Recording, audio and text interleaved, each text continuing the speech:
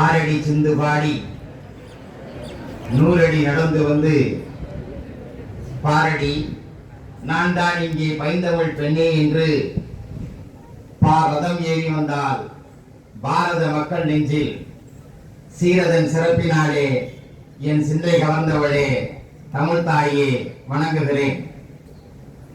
போற்றுவதற்கும் வணங்குவதற்கும் உரிய வரலாற்று சிறப்பு மிக்க இந்த பள்ளியினுடைய முதல்வர் அவர்களே, இருபால் ஆசிரியர் பெருமக்களே, நான் என் மனக்குகையில் பெரிதும் ஏந்தி போட்டுகின்ற எதிர்கால இந்தியாவை சரியாய் கட்டமைக்க காத்திருக்கிற என் இனிய மாணவ கண்மணிகளே, உங்கள் அத்தனை பேருக்கும் என்னுடைய காலை வணக்கத்தை முதற்கண் சமர்ப்பிக்கின்றேன். சுற்றும் வரை பூமி, சுடும் வரை நெருப்பு, போராடும் வரை மனிதன் என்றான் ஒரு கவிஞன். மாணவ செல்வங்களே, உங்கள் எதிர்காலத்தை எப்படி நீங்கள் கட்டமைத்துக் கொள்ள வேண்டும், எப்படி நீங்கள் வாழ்க்கையினுடைய உயர்ந்த இடத்திற்கு நீங்கள் உங்களை கொண்டு போக வேண்டும் என்பதற்கெல்லாம் சில நெறிமுறைகள் இருக்கின்றன. மாணவ பருவத்திலிருந்து நீங்கள் அதை தொடங்கினால்தான் உங்கள் எதிர்காலத்தை நீங்கள் சரியாக கட்டமைக்க முடியும்.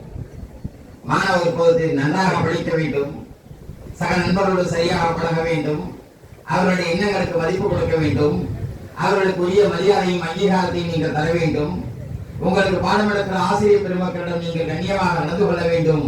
இவையெல்லாம் மாணவ பருவத்தில் நீங்கள் கடைபிடிக்க வேண்டிய முக்கியமான நெறிமுறைகளாகும். இவற்றையெல்லாம் கைக்கொண்டால்தான் நீங்கள் எதிர்காலத்தில் இந்த நாட்டினுடைய சிறந்த குடிமகன்களாக உருவாக முடியும் என்பது என்னுடைய தனிப்பட்ட கருத்து. வாழ்க்கையில் எவ்வளவோ ஏற்ற இறக்கங்கள் வரலாம், வெற்றி தோல்விகள் வரலாம், மான அவமானங்கள் வரலாம். ஆனால் அவற்றையெல்லாம் புறந்தள்ளிவிட்டு எதிர்காலத்தை நாம் சிறப்பாக கட்டமைக்க வேண்டும் என்றால் எதிர்ப்புகளை எல்லாம் நீங்கள் தவிர்ப்புடியாக ஆக்க வேண்டும். உங்களுடைய பாதை நேர்மையானதாக இருக்க வேண்டும். குறுக்கு வழியில் நீங்கள் உயர்ந்த இடத்திற்கு வந்துவிட வேண்டும் என்று ஒருபோதும் கருதக்கூடாது. நேர்மையான பாதையில் தான், நேர்மையான இடத்தில் தான் நீங்கள் அமர வேண்டும். அந்த இடத்தில் உங்களை விட சிறந்த ஒருவர் இந்த நாட்டில் இருக்க முடியாது. ஆகவே போற்றுவார் போற்றட்டும், புழுதி வாரி தூற்றுவார் தூற்றட்டும், ஏற்றது ஒரு கருத்தை எனது உள்ளம் என்றால் எவர்வரையும் நில்லேன் அஞ்சேன் என்ற மனப்போக்குவத்தை நீங்கள் தேடிக்கொள்ள வேண்டும். உங்களுடைய கருத்து சரி என்றால், உங்கள் மனதிற்கள் சரி என்று பட்டால், அந்த கருத்தை எந்த சபையிலும் நீங்கள் எவ்வளவு ஆவேசமாக வேண்டுமானால் நீங்கள் பிரதிபலிக்கலாம். அதில் எதிர்ப்புகள் வரலாம், அதில் தோல்வியும் கண்டு போகலாம். ஆனால் தோல்வியை கண்டு நீங்கள் ஒருபோதும் தோண்டு போய்விடாது. அப்படி தோல்வியை கண்டு தோண்டு விட்டால் இந்த உலக சக்கரம் என்றைக்கும் தோற்று போயிருக்கும். எல்லோரும் தோல்வியிலிருந்து மீண்டெழுந்துதான் அடுத்த கட்டத்திற்கு பயணப்பட்டிருக்கிறார்கள்.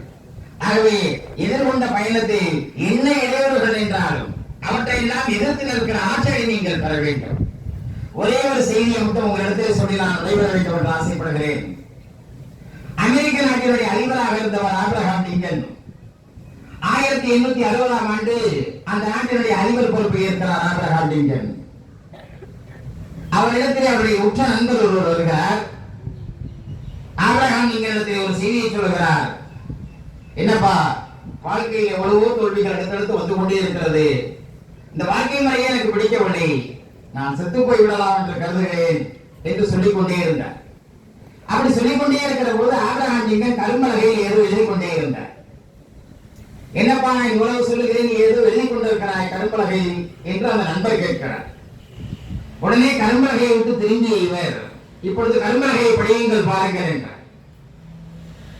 அங்கே ஆபிரகாம் லிங்கன் எழுதியிருக்கிறார், நான் வாழ்க்கையை எதிர்கொண்ட தோல்விகள். அதான் கேட்டீங்க. 25 வயதில் தாயை இழந்தேன், 24 வயதில் காதலியை இழந்தேன், 27 வயதில் வியாபாரத்தில் மிகப்பெரிய நஷ்டத்தை சந்தித்தேன், 31 வயதில் அமெரிக்க செனட்டர் சபை தேர்தலில் தோற்று போனேன், 36ஆம் வயதில் மறுபடியும் செனட்டர் சபை தேர்தலில் தோற்று போனேன், 41ஆம் ஆண்டு தேர்தலில் மாநகராட்சி தேர்தலில் தோற்று போனேன், 49 ஆண்டில் துணை ஜனாதிபதி தேர்தலில் தோற்று போனேன், 52வது வயதில் அமெரிக்காவின் ஜனாதிபதி ஆனேன் என்று எழுதி முடித்தார்.